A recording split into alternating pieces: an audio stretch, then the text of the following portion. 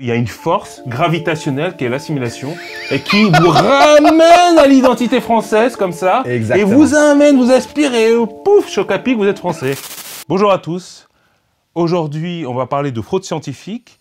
Alors, justement, je suis là parce que je fais de la zététique. J'ai créé un groupe de zététiciens et nous allons aujourd'hui parler donc d'une fraude scientifique. Précisément, c'est un article qui a été publié en 2019 qui prétend que dans le top 3 des prénoms choisis dans les populations maghrébines de troisième génération, dans ce top 3, le prénom choisi est Nicolas. Voilà. Donc il y a des Nicolas maghrébins. Voilà, j'en ai jamais rencontré. Mais selon cette étude, il y aurait des Nicolas maghrébins. Donc on va en parler avec un chercheur qui accepte de venir. C'est la seule personne qui a dénoncé cette fraude et il en parle maintenant.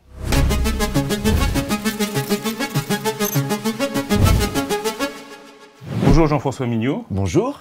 Vous êtes celui et le seul qui avait découvert cette fraude scientifique et vous êtes là pour en parler. D'abord, je vais vous présenter parce que vous êtes un démographe au CNRS, vous êtes chercheur, vous êtes un scientifique, vous êtes démographe au CNRS, vous étudiez les tendances démographiques mondiales, vous avez déjà publié une série d'articles, vous avez fait un article que j'ai lu, c'est pour ça que j'en parle, parce que je le trouve très intéressant sur le droit du sol et le droit du sang à l'échelle internationale.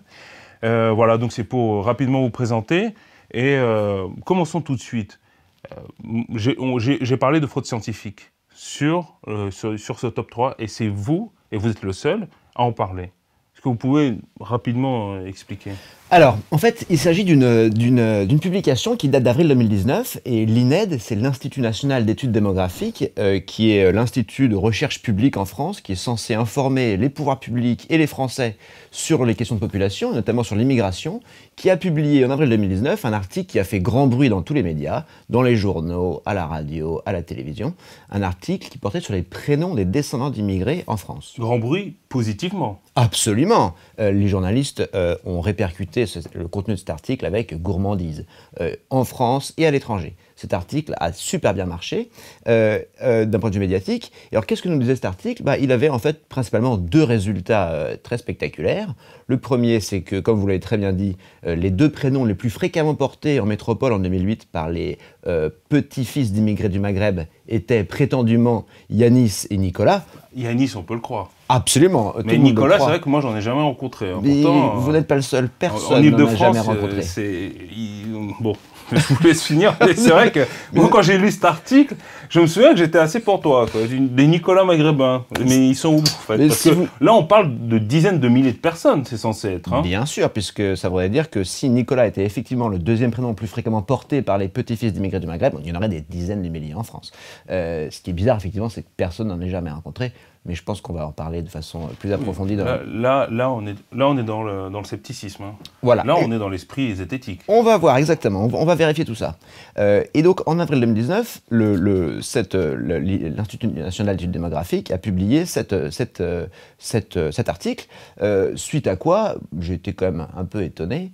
Et du coup, j'ai demandé aux auteurs de me communiquer la méthodologie de leur article, comme ça se fait de façon tout à fait standard entre collègues, entre chercheurs. Tout à fait, parce qu'en fait, il faut bien comprendre que là, j'ai parlé de la fraude du point de vue du prénom, mais en fait, c'est une poupée russe, cette affaire. C'est qu'il y a une fraude qui, en fait, implique une autre fraude, etc. Et moi, j'aimerais, en fait, parler de la première.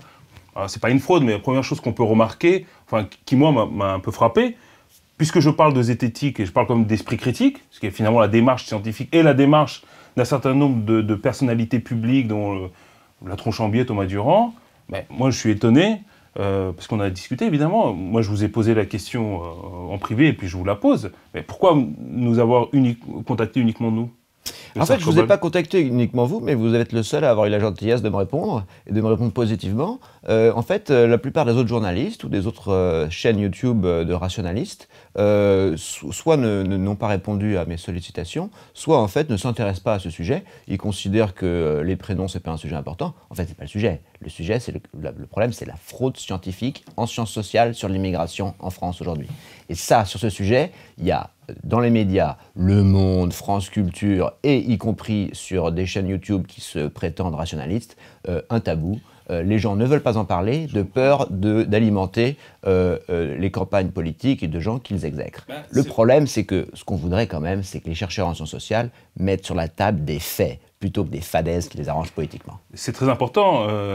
Bon, déjà, que des zététiciens... Bon, certains zététiciens, bon, ils sont passionnés par, voilà, par les soucoupes volantes, la Terre plate, ils débunkent ça depuis 1000 ans, ils font que ça, débunker ce que... Bon, très bien... Bon, ils sont passionnés par ça, après, d'un côté. Moi, c'est vrai que je ne suis pas trop passionné. Vous parlez des sciences sociales, et moi, ce qui me passionne, justement, c'est...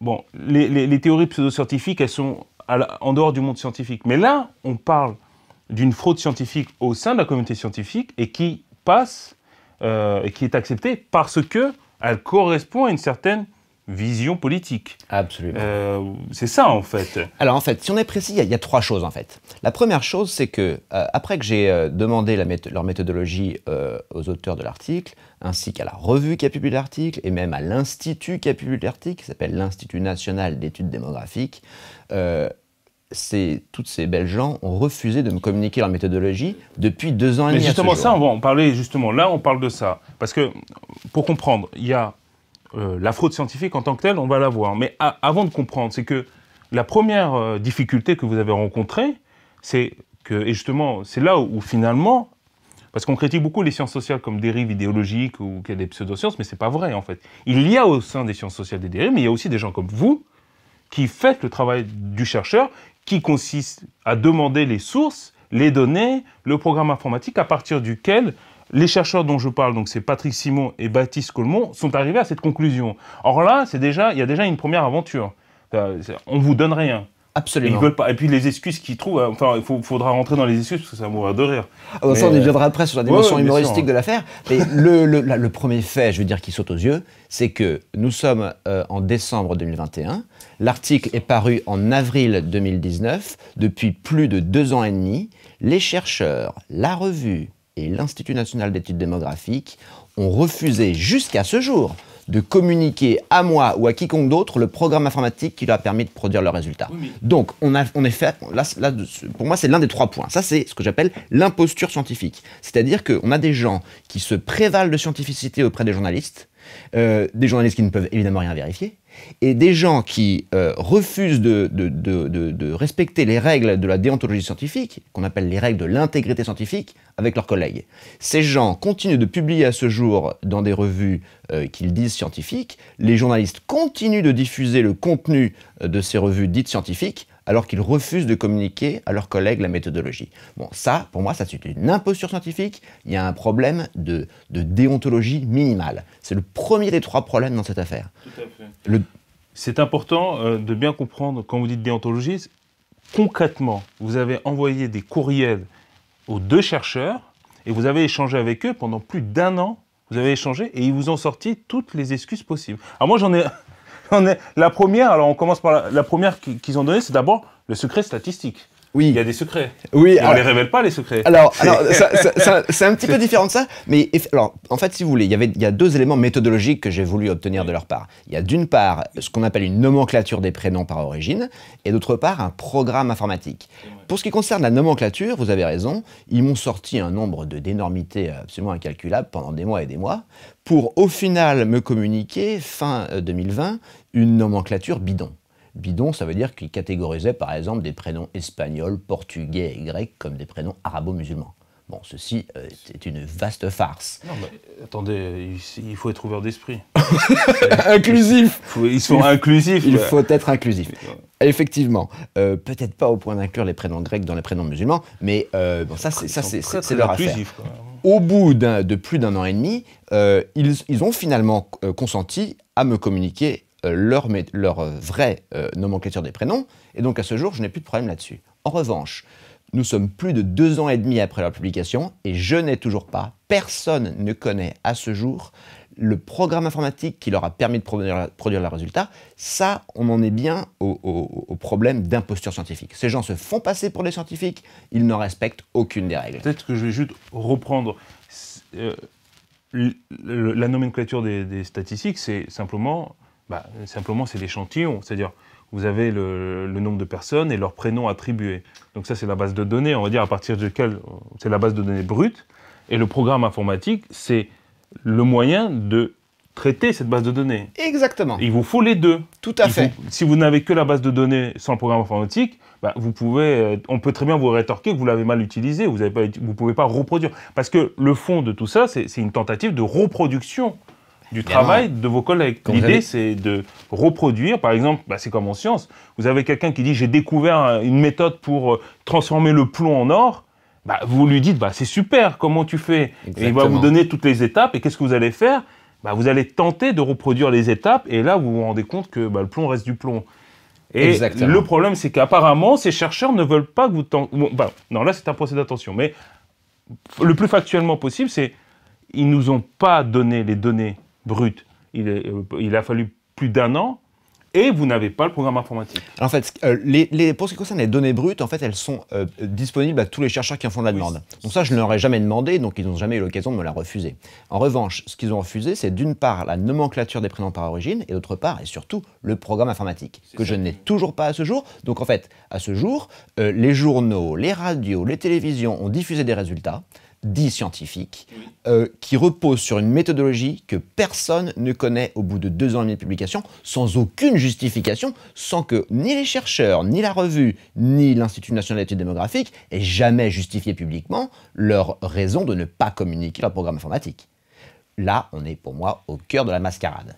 Mais j'aimerais juste dire pour que les gens aient conscience que quand j'ai reçu votre email, vous avez fourni tous vos documents. Hein. Ah bah bien sûr, moi j'ai tout lu. J'ai lu l'ensemble des documents et j'ai pu moi-même me faire une idée rapidement, même si on peut très bien douter, pas être d'accord, etc. Mais n'importe quel journaliste a reçu le mail et aurait pu le lire. Donc on est d'accord qu'il n'y avait rien d'extraordinaire. Il y a des documents, en plus vous avez fait des documents de 6 pages, vraiment, histoire de pas... Vous avez des documents de 6 pages, de 20 pages, de 300 pages, pour ceux qui veulent aller plus loin. Donc je le précise pour que les gens comprennent de quoi on parle. Toutes les informations que j'échange avec vous aujourd'hui, toutes les informations que j'échange avec des dizaines de collègues depuis des mois et des mois, sont des informations qui sont publiques. Je n'ai rien, je ne vous révèle aucune information privée. Toutes les informations dont je discute avec vous sont publiques, sont vérifiables dans les documents que j'ai publiés. Et si vous m'envoyez un mail ce soir en me demandant quel est votre programme informatique à vous, je vous l'envoie dans les 2 heures qui suivent. Ben voilà. Parlons de la fraude précisément. On a bien compris... vous n'avez pas obtenu. Alors, comment vous avez...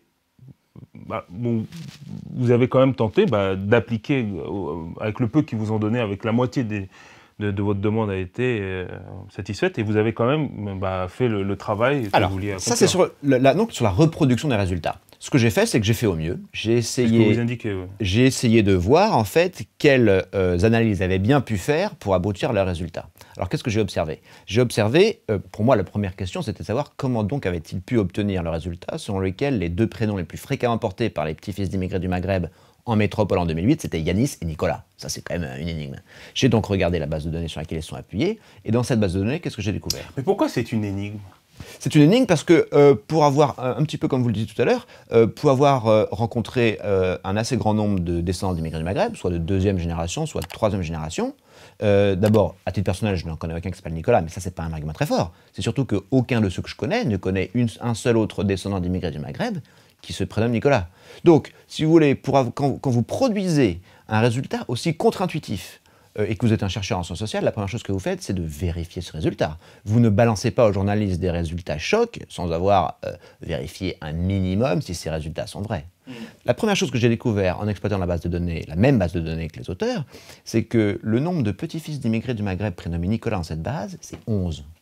Donc, première chose, ils fondent leurs résultats sur 11 individus. Wow, d'un point de vue statistique, c'est parfaitement grotesque. C'est pas bon. Hein. Bon, ça c'est la première chose. Je crois qu'un autre grand chercheur a fait ça avec l'hydrochlore. Attendez, l'hydro... je crois que c'était un institut à Marseille. Il a fait une étude avec un petit échantillon. Il a dit plus l'échantillon était faible, moins représentatif, mieux c'était. Les conclusions étaient encore meilleures. Bah écoutez, vous voyez... Je crois que en France, on a de la chance, on a des grands chercheurs. En statistique, on a des pointures. Donc, mais je sais pas, j'ai établi un lien, peut-être que... Bon, peut-être qu'ils se connaissent, je ne connais pas leur lien. Ils travaillent. Est-ce qu'il est de Marseille? Attendez, on va regarder. Je vais vous laisser continuer. Mais donc, vous constatez donc cette fraude, vous vérifiez d'abord Il n'y en a que 11. Premièrement, je suis halluciné de voir que mes collègues ont publié un tableau statistique dont certaines cases ne comprennent pas plus de 11 individus, alors que c'est le résultat le plus spectaculaire. Ceci est absolument hallucinant. Bon, première chose. Deuxième chose, qui sont ces 11 Nicolas? Ces 11 Nicolas, c'est pas compliqué de vérifier. Il apparaît à l'examen que ces Nicolas ne sont absolument pas des petits-fils d'immigrés du Maghreb, ce sont des petits-fils de rapatriés d'Algérie, du Maroc et de Tunisie, c'est-à-dire des petits-fils de pieds noirs. Vous savez, les pieds noirs, c'est les colons français et européens qui étaient présents en Algérie et en partie aussi en Maroc et en Tunisie jusqu'à la fin de la colonisation, jusqu'en 1956. Donc pour être clair, dans ce qu'ils appellent la troisième génération de petits-fils de Maghrébins, en fait, il y a des populations européennes blanches. Il y a... Alors en fait, leur couleur de peau, on s'en fiche. Ce qui compte... Je veux dire, c'est les Européens. Oui, ce sont des Européens, mais ce qui est important, c'est qu'en fait, ce sont des Européens. Alors, soit des Européens, en fait, chrétiens d'origine française, soit des Européens chrétiens d'origine italienne ou espagnole. Bref, tout ça, c'est des pieds noirs. Et on a aussi des juifs marocains et tunisiens. Bref, on a une masse de petits-enfants de pseudo-immigrés du Maghreb qui, en fait, sont des gens qui n'avaient aucune raison de se voir attribuer des prénoms arabo-musulmans, puisque jamais dans leur famille, il y a eu de berbérophones ou d'arabophones ou de musulmans. Donc, en fait, l'Institut national d'études démographiques a publié des résultats chocs qui consistent en ce qu'ils confondent des descendants d'immigrés du Maghreb avec des descendants de pieds noirs pour essayer de nous enfumer sur le fait que les descendants d'immigrés du Maghreb en France attribuent massivement à leurs enfants des prénoms, sinon français, au moins non spécifiquement arabo-musulmans. Donc là, on est non plus au cœur de l'imposture, là on est au cœur de l'erreur factuelle, objective et incontestée à ce jour, commise par ses collègues. Et il y a une dernière chose, la dernière chose que je voulais dire, qui me semble importante, c'est qu'en fait, cette erreur n'est vraisemblablement pas une erreur de bonne foi. Des erreurs de bonne foi, on en commet tous les jours. Peut-être pas vous, Hassan, mais moi, Jean-François, je commets matin, midi et soir des erreurs. Mais c'est très important de faire la différence entre une erreur de bonne foi, tout simplement, vous faites une expérience et vous trompez, tout simplement, et vous ne vous rendez pas compte. Exactement. Et la fraude. Parce que quand on dit fraude scientifique, on peut vous reprocher, c'est un procès d'intention. Non, alors, on peut en discuter. En tout cas, ce n'est pas un procès d'intention, j'ai des éléments factuels que je voudrais soumettre à votre réflexion. Première chose, les deux auteurs de cet article sont pour l'un le spécialiste incontesté en France de la sociologie des prénoms, et pour l'autre, le chercheur en France le plus cité sur l'immigration et les immigrés. Donc Hassan, mon premier argument est le suivant. Deux spécialistes de ce calibre-là ont-ils pu, en toute bonne foi, publier un tableau statistique dont certaines cases ne comprennent pas plus de 11 individus, et sans le dire évidemment dans leur article, diffuser ce résultat aux journalistes et croire à la solidité de ce résultat? Ce n'est pas crédible. Qui est faite ensuite. Deuxième chose, non seulement dans leur article, les petits-fils d'immigrés du Maghreb ne sont pas des petits-fils d'immigrés du Maghreb, mais des petits-fils de pieds noirs, auxquels ils rajoutent opportunément des petits-fils de personnes qui sont nées italiennes ou espagnoles en Algérie, et auxquels ils rajoutent aussi des petits-fils de juifs marocains et tunisiens.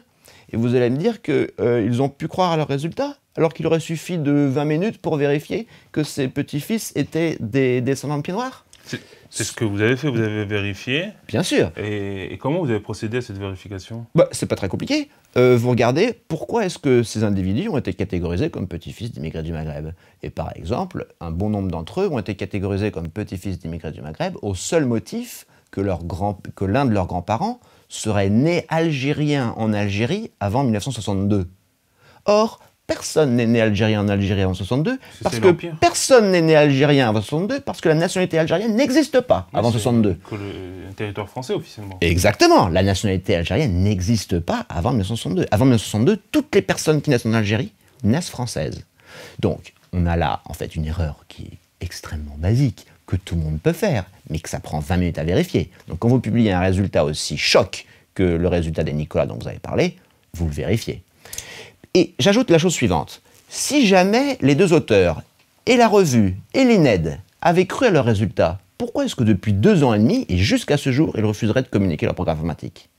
Pourquoi est-ce que s'ils avaient cru à leurs résultats, s'ils avaient été de bonne foi, s'ils avaient commis une erreur de bonne foi, pourquoi refuseraient-ils de communiquer leur méthodologie? Pourquoi préféreraient-ils violer les règles de l'intégrité scientifique plutôt que de dire la vérité sur la méthodologie. Dans votre texte, à un moment donné, vous dites, finalement, on peut vous dire, mais alors, la question la plus spontanée, c'est, pourquoi faire ça? Ce sont des chercheurs, ils ont une réputation, ils publient. Pourquoi faire une erreur aussi grossière? Pour moi, la réponse est très simple. L'un des deux chercheurs, qui a participé à cette fraude, Patrick Simon, n'est pas seulement un chercheur, c'est aussi un militant.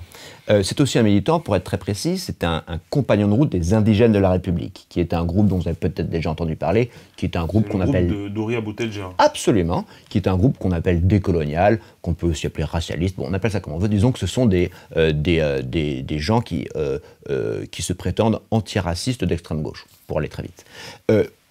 Le contexte de publication de leur article, c'est que Patrick Simon, le chercheur dont vous parlez, a déjà été pris la main dans le pot de confiture à essayer d'enrhumer ses lecteurs et à essayer de créer des indicateurs statistiques fallacieux dans le but de démontrer que les descendants d'immigrés du Maghreb s'intègrent au même rythme que les descendants d'immigrés d'Europe du Sud en France. Bon. Patrick Simon, donc, il a un background. Cet article n'est pas la première de ses fraudes. Quand j'ai vu son article en avril 2019, je ne me suis pas juste étonné du fait que Nicolas soit le deuxième prénom le plus fréquent porté, d'après lui, chez les petits-fils d'immigrés du Maghreb en France. Je me suis dit, ah ben d'accord, c'est Patrick Simon qui sort ça vaut le coup de vérifier. Parce que ça fait plusieurs années que ce chercheur a été... les fraudes de ce chercheur ont été exposées en public. Depuis 2016, ça fait depuis plusieurs années qu'il continue de publier des énormités et plusieurs années que mes collègues ne disent rien. Donc moi, je n'ai pas fait ce métier pour continuer à essayer de gober les énormités de collègues militants. C'est quand même très important, parce que vous avez dit un truc qui est fondamental, c'est pas simplement parce que vous avez entendu parler de Nicolas Maghrébin que ça vous a frappé. En fait, c'est l'association Patrick Simon et ses résultats chocs et sa médiatisation, etc., qui vous ont fait aller dans ce tic. Tout à fait, exactement. C'est important de le dire, parce qu'on pourrait faire des sous-entendus ridicules. Il y a sûrement des gens qui peuvent, d'origine maghrébine, s'appeler, avoir un prénom, etc., mais statistiquement, c'est pas significatif. Pour vous dire, en fait, ça fait 2 ans et demi que je bosse sur le sujet. Des Nicolas, petits-fils d'immigrés du Maghreb, j'en connais avec certitude au moins un. C'est bien. Je ne conteste pas qu'il y en ait. Ben voilà. Personne ne conteste qu'il y en ait. Mais avec un, on fait une statistique. Voilà, bon. Exactement, exactement. C'est bon, oui, c'est bon. Donc, je ne conteste absolument pas qu'il en existe. Je conteste évidemment leur prévalence, c'est-à-dire la part de petits-enfants d'immigrés du Maghreb qui se prénomment Nicolas. C'est là que se situe le sujet de désaccord. Mais je crois qu'il faut préciser qu'ils vous ont répondu. Alors, ils m'ont répondu une première fois pour dire 2 choses. Pour dire, première chose, nous contestons que l'enquête contienne, ou disons, confonde immigrés et rapatriés. Et pour dire deuxième chose, en revanche, sur les violations des règles de l'intégrité scientifique, là, on ne répondra pas. Ils ne disent pas un mot pour justifier, expliquer ou atténuer les violations de l'intégrité scientifique qu'ils ont commis, qu'ils continuent de commettre depuis 2 ans et demi. Donc en fait, leur réponse, elle est vraiment sur 2 plans. Première chose, ils contestent que leur enquête confonde descendants d'immigrés du Maghreb et descendants rapatriés. Et deuxième chose, sur les violations de l'intégrité scientifique, ils disent rien. Et sur le caractère frauduleux de leur article, ils disent rien non plus.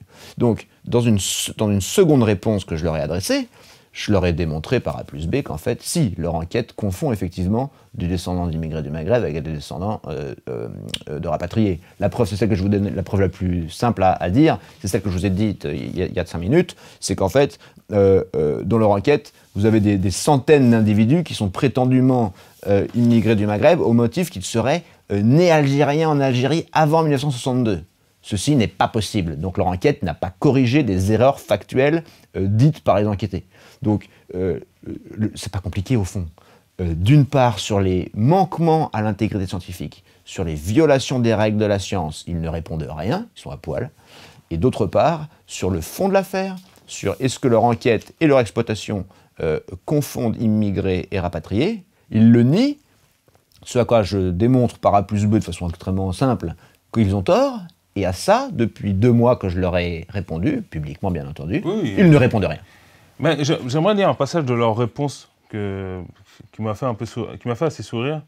Ils disent « De notre point de vue, le choix de retirer ces personnes et leurs enfants du champ des descendants d'immigrés maghrébins n'est pas justifié. Donc on parle bien de ce que vous venez de dire. Il s'agit d'estimer les transmissions de prénoms de l'ensemble des descendants. Ici, Jean-François Mignot découpe un sous-ensemble, certes représentant 83% des descendants, sélectionné sur des critères culturels qui sont évidemment fortement liés au choix des prénoms. 2 points. Il n'est pas étonnant qu'il enregistre nettement plus de prénoms arabo-musulmans, avec l'exclusion de la fraction la plus éloignée des origines maghrébines du groupe. C'est une mascarade, comme vous le dites. Non, mais vous vous rendez compte que ce passage-là, j'ai halluciné. Donc, ils assument pleinement, il n'est pas étonnant qu'il enregistre nettement plus de prénoms arabo-musulmans, avec l'exclusion de la fraction la plus éloignée des origines maghrébines. Donc, en fait, ils sont en train de dire... Alors, oui, c'est vrai que si vous enlevez les Européens, qui sont les plus éloignés, les Chinois, les Africains, et vous gardez que les Maghrébins, ouais, c'est vrai. C'est pas faux. Voilà. Mais là, c'est quand même... bon, c'est vrai, sur ça, on peut bien concéder. Ils avouent lui-même que... Enfin, ils avouent eux-mêmes l'idée. Bah, je trouve ça... Leur réponse me fait halluciner, elle est ridicule. C'est une mascarade. Écoutez, moi, ça fait 2 ans et demi que je dois me taper d'interagir avec des gens pareils. C'est pour ça que je recours à des gens de bonne volonté comme vous pour faire savoir la mascarade. Non, mais... pour les gens qui regardent, ce que je lis, c'est la réponse des chercheurs à M. Mignot. Ils vous répondent. Et en fait, il concède. Il dit il n'est pas étonnant qu'il enregistre nettement plus de prénoms arabo-musulmans si, dans le groupe qu'on étudie, il n'y a que des arabo-musulmans. C'est une tautologie. En fait, ils sont en train simplement d'accepter le fondement de la critique. Oui, bah oui, on ne fait pas. Si on prétend que les descendants de petits-fils de Maghrébins doivent être des Maghrébins. En fait, parce que s'ils sont chinois, ils ne sont pas maghrébins. Donc, en fait, fondamentalement, oui, Patrick Simon, écoutez, si vous voulez, débattons, expliquez-nous votre logique, quoi. Non, mais... Il est le bienvenu, mais ça fait 2 ans et demi que je voudrais débattre avec lui, mais qu'il refuse de me répondre sérieusement. Il est trop préoccupé par l'antiracisme. Patrick Simon, et il fait des... Alors, on rigole sur le lien idéologique, mais en fait, c'est pas des sous-entendus. D'abord, j'ai regardé, parce que moi, je suis allé vérifier ce que vous dites. Hein. Vous affirmez qu'il y a un lien. Moi, je ne connaissais pas Patrick Simon autant. J'avais déjà vu ce nom, effectivement, dans les polémiques autour de la démographie, mais pas plus que ça. Donc, je suis allé regarder s'il y a ce lien ou pas, si c'est factuel. Alors, et en fait, oui. C'est-à-dire qu'il a beaucoup signé des pétitions de soutien à Horia Boutelja. Quand Horia Boutelja a été attaqué pour racisme anti-blanc, il avait signé une pétition de soutien, et il en a fait citer. Et en fait, j'ai découvert qu'on en avait signé toute une pléthore. Et il a aussi, pour sa revue, fait un entretien avec Horia Boutelja, où c'est lui qui pose les questions à Horia Boutelja, etc. Donc, pour dire que c'est pas du fantasme, hein, le lien, il est. Mais pourtant, moi je voulais faire la remarque, mais l'idée fondamentale... En fait, avant de faire une remarque, pourquoi les prénoms, c'est important pour les études qui vous intéressent? Pourquoi c'est important le choix des prénoms? De mon point de vue, je peux vous apporter 2 réponses différentes. Il y a une réponse scientifique et une réponse conjoncturelle qui explique, à mon avis, mais sans que je puisse le démontrer, pourquoi est-ce que Patrick Simon et son co-auteur ont décidé de publier cette étude-là à ce moment-là. Oui. Il y a en fait en sciences sociales, je dirais en démographie, en sociologie, même en économie, en anthropologie, il y a toute une tradition de recherche qui étudie l'assimilation des immigrés dans les sociétés d'accueil. Cette assimilation, elle peut se mesurer par plein de critères divers et variés. Elle peut se mesurer par le degré auquel vous parlez la langue du pays d'accueil, le degré auquel vous avez changé de religion, ou quelle est la puissance de votre religiosité, ou quelle est votre façon de vous habiller, ou quelle musique vous écoutez, quelle nourriture vous mangez. Bref, il y a plein de critères. Ces critères existent dans la recherche française. Bien sûr. J'oubliais l'essentiel, à savoir l'intermariage et la composition de vos amis. La composition de vos amis, oui, bien sûr. Quelle est la part de vos amis qui sont de votre religion? Quelle est la part de vos amis qui sont de vos origines? Quelle est la part de vos amis qui sont de votre sexe? Bref, tout ça, c'est des mesures diverses et variées qu'on peut... voilà, tout ça, ça existe. Donc le prénom, c'est un indicateur parmi tous Exactement. C'est un indicateur parmi d'autres qui est utilisé dans la recherche en sciences sociales pour, voilà, en gros, avoir un indicateur parmi d'autres de rythme d'assimilation des immigrés dans une société d'accueil. Ça existe évidemment en France. Attendez, parce que soyons clairs, cet indicateur signifie quoi? Signifie que quand moi, maghrébin, je donne un prénom maghrébin, selon l'indicateur en sciences sociales, mon niveau d'assimilation est considéré comme plus bas que si j'avais donné un prénom français. Tout à fait. C'est ça l'idée. Absolument. Si vous donnez un prénom arabo-musulman plutôt qu'un prénom français ou à tout le moins étranger, c'est-à-dire non arabo-musulman, non spécifique à vos origines, oui, on considère que c'est un signe parmi d'autres, à considérer dans un ensemble d'indicateurs, mais que oui, on admet, dans cette tradition de recherche, on admet que c'est un indicateur de degré d'assimilation plus faible que si vous aviez choisi pour vos enfants soit des prénoms internationaux, soit a fortiori des prénoms français. Donc on est d'accord que les deux chercheurs, ce qu'ils ont voulu faire, ce qu'ils veulent faire en fait, c'est dire, bah regardez, les Maghrébins, contrairement à ce qu'on peut penser, en fait, s'assimilent comme tout le monde. Exactement, vous avez tout dit. Exactement, c'est tout à fait leur idée. Alors maintenant, vous me demandiez, mais pourquoi donc est-ce qu'ils publient ça? En fait, mon sentiment, qui n'est pas une preuve scientifique, qui est juste un sentiment mais que je souhaite partager avec vous, mon sentiment, c'est que si ces deux chercheurs et l'Institut national d'études démographiques ont publié en avril 2019 ces résultats, ce n'est peut-être pas totalement indépendant du fait que 6 mois auparavant, en septembre 2018, il y avait eu en France toute une polémique suite aux déclarations d'Éric Zemmour face à une journaliste qui s'appelait Absatoussi, déclaration dont je ne demande absolument à personne d'approuver. Mais si vous voulez, dans un contexte où Zemmour... Vous pensez que c'est ce contexte-là, ils ont voulu répondre à cette idée? Ah, je pense qu'il est tout à fait vraisemblait. Je n'ai pas la preuve de ça. Oui, c'est votre sentiment. C'est mon sentiment personnel. Okay. Vu ce que je connais du milieu idéologique de mes collègues, je pense... Il y a un milieu idéologique chez vos collègues? J'ai cru le remarquer, oui, j'ai cru. Intéressant, je ne voudrais pas être trop affirmatif, mais je crois que c'est le cas. Oh, d'accord. Et il me semble raisonnable de penser que des militants comme Patrick Simon aient voulu mettre une petite fessée scientifique à Éric Zemmour, en fait en se fondant sur des données parfaitement grotesques. Bah, voilà, je pense que c'est pas plus compliqué que ça. Pour aller dans votre sens, pour aller dans ce sens-là, c'est pas. Alors là, c'est un texte, je vais citer rapidement, c'est pas de Patrick Simon, c'est Baptiste Colmont, qui lui est spécialiste des prénoms. Hein, lui, c'est le grand spécialiste des prénoms. Alors lui, pour comprendre les gens, c'est comme ça que les choses sont comprises à partir de leurs résultats. Lui, c'est comme ça qu'il présente. Quels sont les prénoms immigrés, la course à l'assimilation. Imaginons l'assimilation, la disparition des différences saillantes entre deux populations, c'est comme ça que c'est défini, comme une course de 100 mètres sur plusieurs générations. La vitesse de course peut se calculer, par exemple, à partir de l'abandon des prénoms des pays d'origine, le passage de 90 à 50%, puis 20%, par exemple. Ou se calcule à partir du score moyen des prénoms des immigrés, des descendants et des enfants des descendants. Ce que l'on verra, si l'on calcule la vitesse à laquelle courent les groupes d'immigrés et leurs descendants, par exemple originaires d'Afrique du Nord par comparaison avec ceux d'origine d'Europe du Sud, c'est que sur 2 générations, les immigrés et leurs petits-enfants, la vitesse est grosso modo la même. La distance parcourue sur 2 générations est comparable. L'assimilation est un processus social collectif auquel il est difficile d'échapper. Mais les immigrés courent tous au même rythme, mais ils ne participent pas à la même course. C'est simple, il explique pour assimiler un Italien, c'est plus...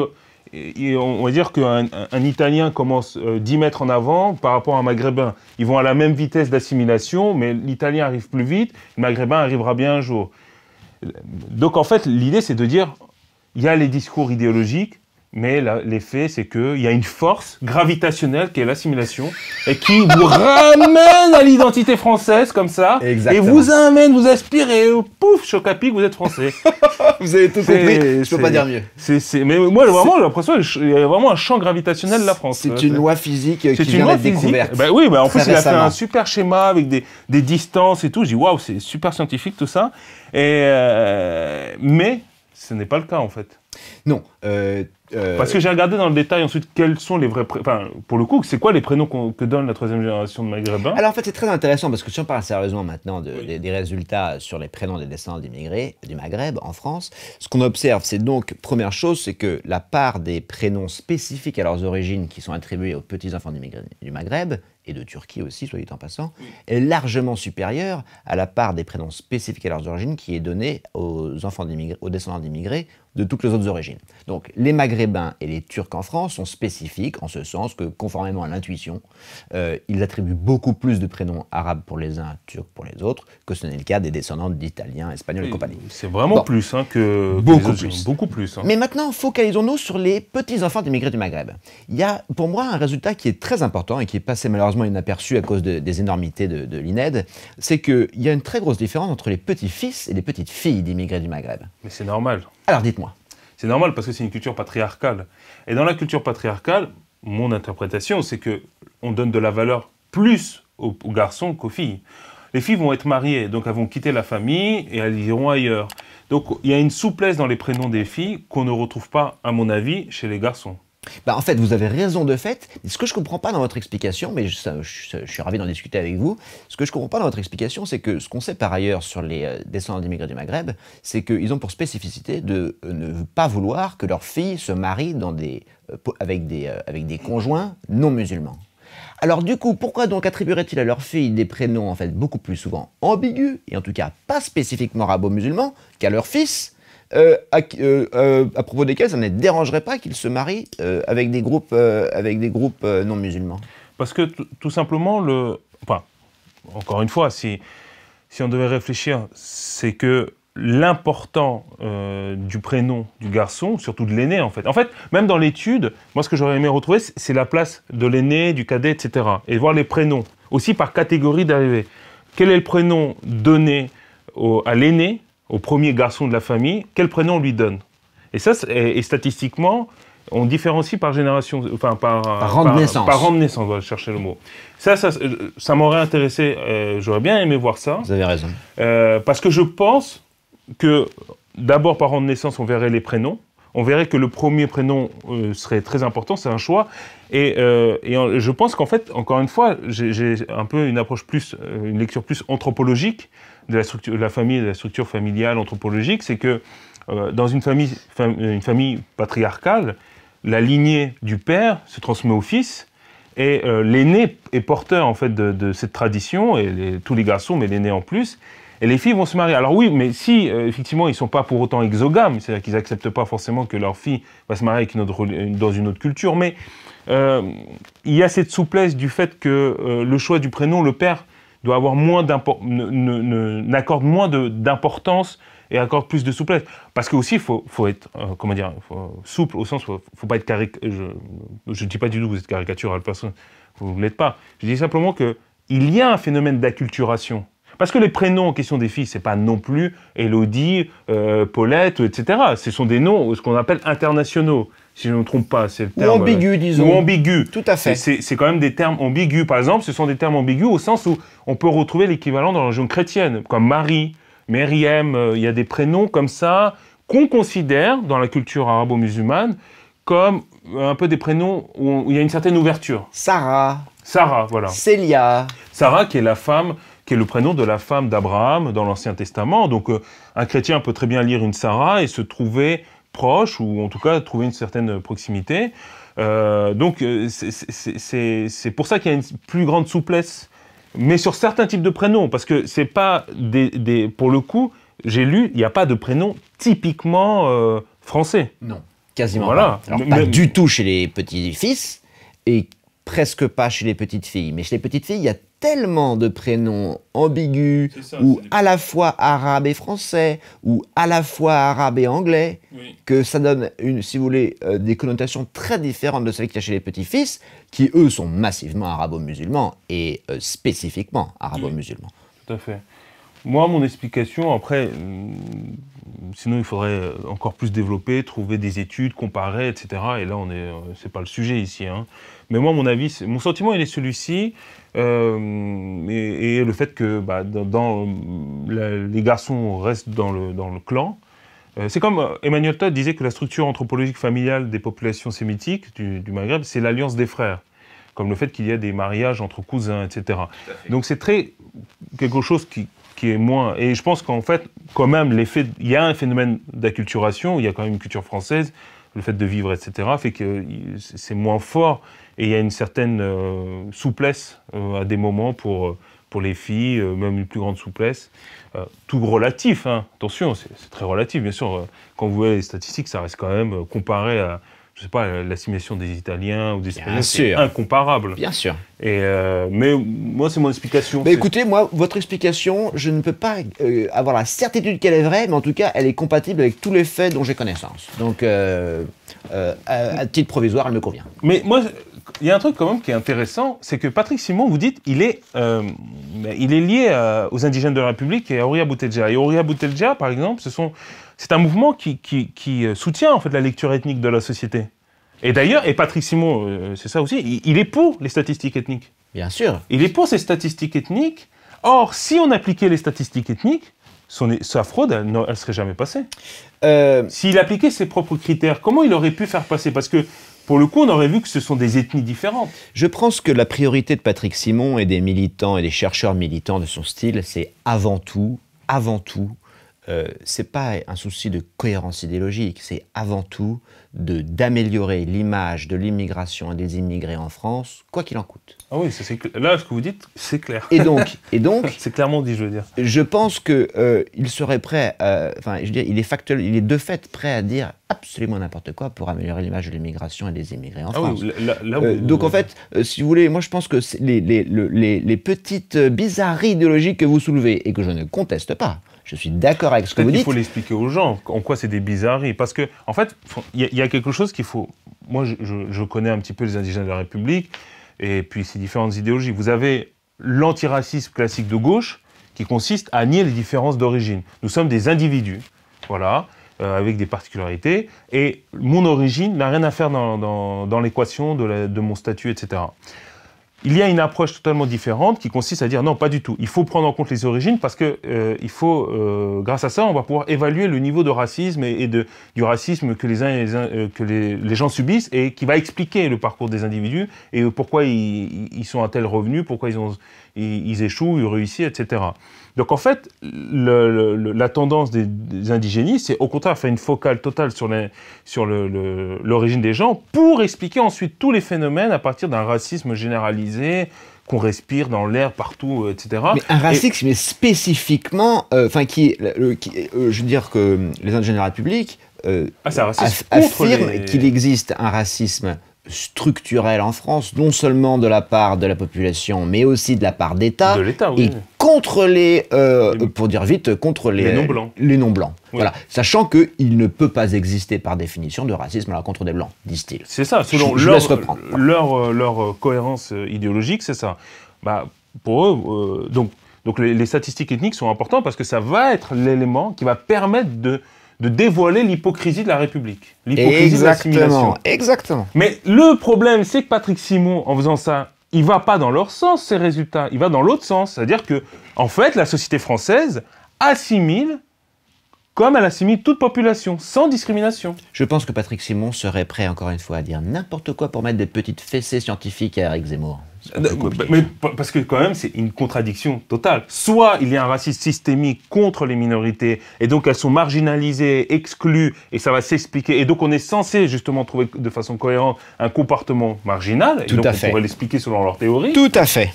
Ou ils sont assimilés, et ils s'assimilent, et au bout de 3e génération, il y a des Nicolas maghrébins, et ben ça va à l'encontre de l'idée qu'il y a une société qui les exclut. Absolument. Donc à un moment donné, les fils se touchent. Nous sommes...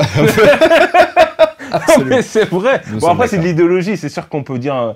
ils jonglent avec les concepts quand ça l'arrange. Mais je le répète pour que les gens aient bien en tête que même de son point de vue idéologique, même si c'est de l'opportunisme idéologique, c'est une contradiction de leur même point de vue. Bon, ce qui montre que leur théorie n'a pas plus d'intérêt, ils y croient, et puis quand ça les arrange, ils peuvent aussi s'en passer. Voilà, bon, c'est tout l'aspect détestable du militantisme dans le monde de la recherche. Absolument. Mais il y a aussi quelqu'un dont on ne parle pas du tout, qui est... j'ai oublié son prénom, alors désolé, je vais lire. Est-ce que vous avez soif? Ben, pourquoi pas? Alors moi, je prends un café. Voilà, c'est bon, je t'ai servi ton café, Hassan. T'es content? Très fier de toi. Je suis super café. Et t'as servi du coca. Voilà. Merci beaucoup. Très bon, très frais. Fait maison, artisanal. Bon allez, on reprend. Il y a Patrick Simon, on a parlé, il a une motivation idéologique, mais ils sont deux. Baptiste Colmont. Et Baptiste Colmont, pour le coup, j'ai regardé, c'est pas du tout un militant idéologique, c'est un chercheur de ce qu'il y a de plus classique. Pourquoi il s'est associé à cette tartufferie?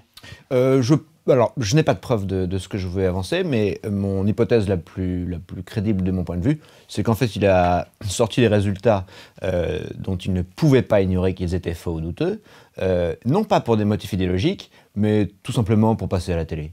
Et de ce point de vue, c'est une belle réussite. Bah oui, c'est normal. Après la télé, les femmes, le succès, l'argent, et là, c'est bon. C'est tout ce que je lui souhaite. C'est une explication parcimonieuse. Absolument. La gloriole, ça fait toujours du bien. Exactement. L'ego, c'est une bonne explication. Écoutez, moi, je suis ravi de cette explication, mais moi, je pense que j'ai quand même une autre explication. Et là, je reviens sur mon côté zététique, critique assez des dérives idéologiques. C'est que, en fait, il y a aussi quelque chose. On a dit, Patrick Simon, il a une vision idéologique, il veut brosser l'immigration dans le sens du poil, et surtout, anesthésier quelque part le doute des gens sur la question de l'immigration et de l'assimilation. C'est-à-dire, les gens voient qu'il n'y a pas d'assimilation, mais on leur dit si, mais justement, la science, c'est...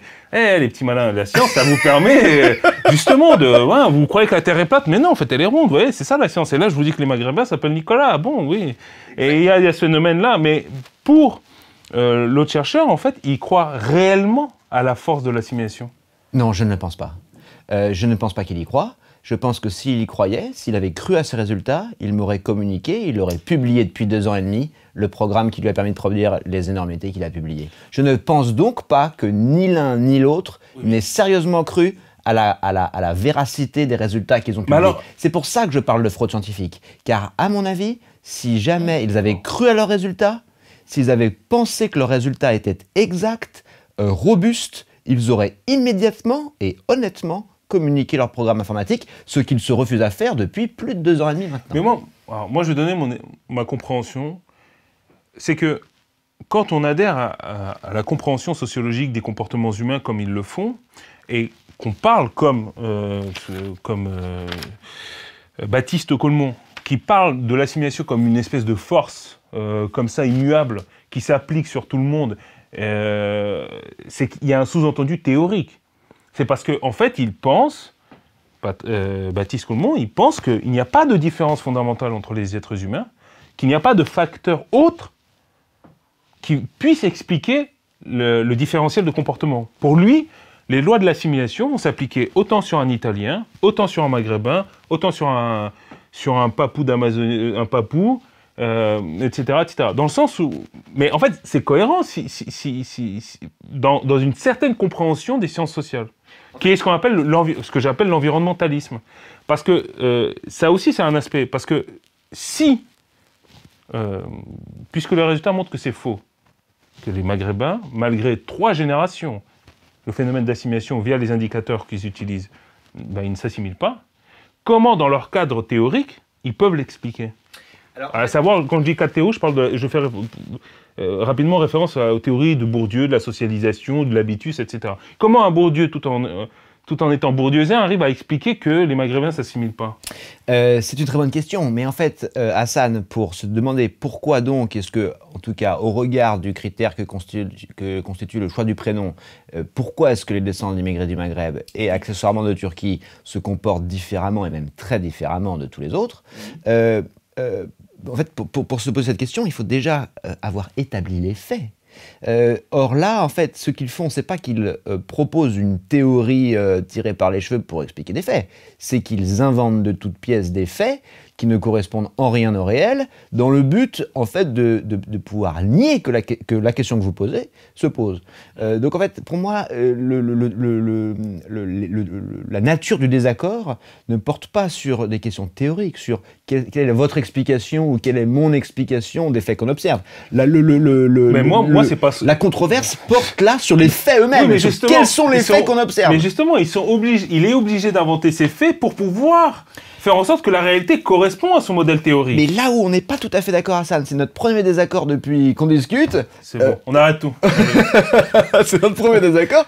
Mais en fait, il consiste en ce que vous pensez implicitement qu'ils ont cru à la véracité de leurs résultats. Moi, ce que je vous dis, c'est que des chercheurs de ce calibre n'ont pas pu croire à des résultats pareils sans les vérifier, et que si jamais, par extraordinaire, ils y avaient cru, ils m'auraient communiqué leur programme informatique, parce que ça ne coûte rien de respecter les règles de l'intégrité scientifique si jamais on croit à ces résultats. Moi, je pense que c'est quelque chose qui arrive aussi, par exemple, parce que, bon, là, pour le coup, je vais vous poser la question, parce que c'est vrai que je n'ai pas bien vérifié, mais un Baptiste Colmont ou un Patrick Simon, ils s'orientent dans une sociologie, on va dire, dominée par les modèles de Bourdieu.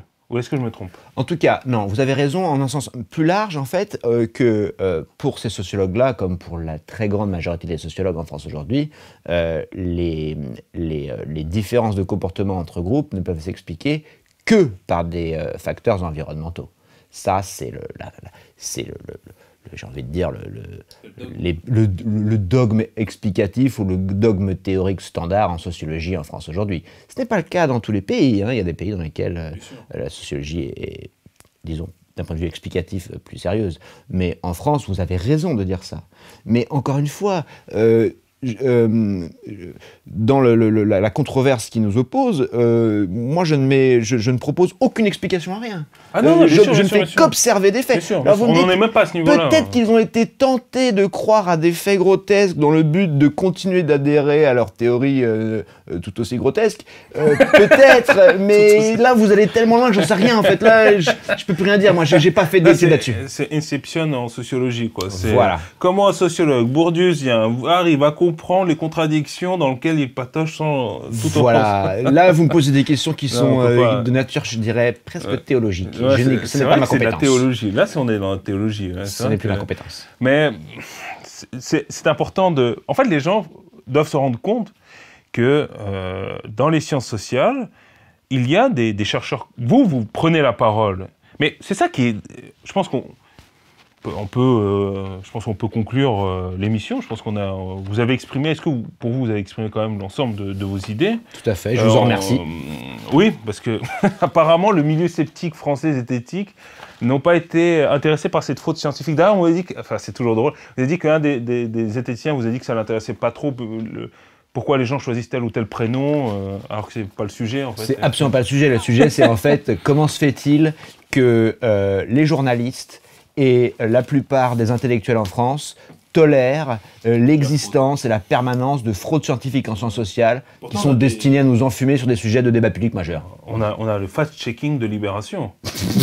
Non mais c'est pas les pires. Les pires, je pense que c'est les décodeurs du monde. Les décodeurs du monde. Je pense que là, on peut faire un autre top 3. Oh oui, mais là on est au top. Les plus médiocres qui savent pas lire. Oui, enfin là on atteint parfois sur des sujets un peu touchy politiquement, on atteint des degrés d'énormité qui sont invraisemblables. Mais d'un côté, c'est bien qu'il y ait cette culture qui s'impose du fact-checking. Bien sûr. Et donc, moi je pense encore faudrait-il que les fact-checkers soient sérieux. C'est ça le problème. C'est vrai, mais ils vont vous... Parce que on peut conclure sur ça et on peut conclure finalement sur des questions un peu sur l'ouverture de la société, finalement il y a beaucoup de questions finalement qu'on peut se poser. Maintenant, d'accord, ce fact-checking, cette cécité des journalistes est quand même extraordinaire. Il y a forcément, je ne sais pas, des journaux plus à droite qui pourraient s'intéresser à ce sujet. On peut se poser pourquoi cette cécité dans le milieu sceptique. Et puis on peut se poser aussi la question, finalement, est-ce que c'est pas une angoisse? Et là, on peut terminer là-dessus et poser la question, mais qu'est-ce qu'on fait d'une population de nationalité française, mais dont les indicateurs indiquent que non, en fait, ils ne s'assimilent pas, dont on est obligé d'avoir des fraudes grossières pour rassurer la population? Est-ce que il n'est pas là le problème? Parce que, encore une fois, on ne dit pas qu'est-ce qu'il faut faire ou pas faire en politique. Ça, c'est les gens, vous décidez si vous estimez. Mais pour prendre des décisions politiques, il faut prendre sur des bases réelles, sur la réalité. Si votre capitaine est sur un bateau qui navigue et que ses cartes lui racontent n'importe quoi, vous allez vous manger un récif. Et là, le problème du scientifique n'est pas de vous dire qu'est-ce que vous devez faire ou pas. On peut très bien considérer que les gens n'ont pas à s'assimiler. Et vous dites, voilà, moi, politiquement, je suis à l'aise avec ça. Très bien, et c'est pas le débat, très bien. Il y a des débats d'orientation. Mais on ment sur la factualité pour ensuite nous vendre un conte de fées qu'on a envie de tous croire d'une assimilation. Et donc, finalement, ça pose encore beaucoup de questions. Et aussi la question, mais alors qu'est-ce qu'on fait si les populations ne s'assimilent pas? Alors moi je pense qu'en tant que chercheur en social, je n'ai aucune réponse à votre question, parce que c'est une question de nature politique que vous posez, c'est une question majeure, mais pour y répondre, je pense qu'il faudra que vous invitiez des personnes qui candidatent à des élections. Je ne pense pas être la personne adéquate, mais vrai. Hassan, ce que je tiens à vous dire quand même, c'est que je signe du début à la fin tout ce que vous venez de dire. Pour moi, la question qui se pose, c'est celle-là. Les sciences sociales n'ont aucune compétence pour y répondre, mais politiquement, c'est ça la question qui se pose. Je suis en accord total avec vous sur ce point, qui est un point majeur. Et ce que vous dites, enfin, je veux dire, reformuler à ma façon, ce que vous dites, c'est le débat public a besoin avant tout d'honnêteté intellectuelle. On peut avoir des désaccords, y compris très rudes politiquement, mais encore faut-il que nos désaccords soient fondés sur des faits et pas sur des fadaises. Et surtout pas sur des fadaises qui essayent de se faire passer auprès des journalistes pour de la science. Ça, c'est un gros souci démocratique. Et c'est précisément pour ça que j'ai décidé de rendre public cette histoire de fraude scientifique et de vous en parler comme d'en parler à d'autres rationalistes. Et je vous remercie infiniment d'avoir accepté d'en discuter et d'en discuter publiquement. Écoutez, on arrête là. Pour moi, vos réponses étaient claires. Je vous remercie. Je remercie tous ceux qui ont regardé jusqu'au bout. Laissez des commentaires. Si vous voulez des sources, les liens, il y aura un article du Cercle Cobalt sur notre site pour fournir l'ensemble des sources avec un texte qui va un peu résumer cette affaire pour pouvoir lire. Et tous les liens que je vais vous mettre seront dans cet article et seront en lien sous la vidéo et qui vont vous permettre à vous d'accomplir votre rôle de citoyen, parce que beaucoup de gens font des grands débats sur Twitter, mais très peu vont aller chercher les sources et se dire tiens, je vais vérifier ce qu'ils nous disent. Vérifiez vous-même et vous verrez, et puis faites-vous votre opinion par vous-même, et c'est... Voilà, je veux conclure là-dessus, sur la responsabilité de cette nature. Je vous remercie, à très bientôt, je vous remercie Jean-François. Merci beaucoup Hassan.